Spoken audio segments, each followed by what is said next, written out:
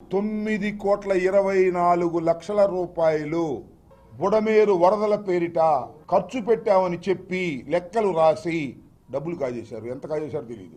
9,24,00,000 కాజేశారా, లేక 24 లక్షలు మాత్రమే ఖర్చు పెట్టి 9 కోట్లు కాజేశారా, లేకపోతే దానిలో సగం కాజేశారా? ఇవన్నీ కూడా చట్టపరంగా ఫైట్ చేస్తాం, నిలదీస్తాం. జరిగిన అన్యాయాన్ని, కుంభకోణాన్ని బయటకు తీసుకొచ్చేంత వరకు కూడా ప్రజాస్వామ్య పద్ధతుల్లో పోరాడతాం. మా మీద ఎన్ని మీరు అవిశ్వాస తీర్మానాలు పెట్టినా, స్థాయి సంఘంలో కొన్నా సరే ఆ 9,24,00,000 రూపాయలు చేసినటువంటి స్కామ్ని బయట పెట్టేంత వరకు వదిలిపెట్టమని కూడా ఈ సందర్భంగా నేను చెప్పదలుచుకున్నాను.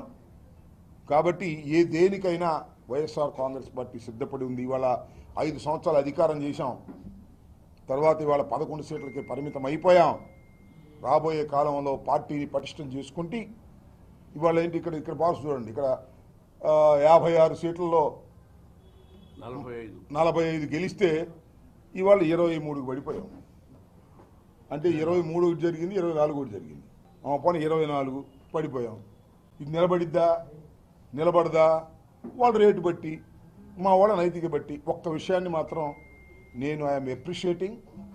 ఇంత జరిగినా, ఇన్ని ప్రలోభాలు పెట్టినా, ఇన్ని చేసినా 24 మంది నిలబడ్డారు. వాళ్ళందరికీ పార్టీ రుణపడి ఉందని మనవి చేస్తున్నాం.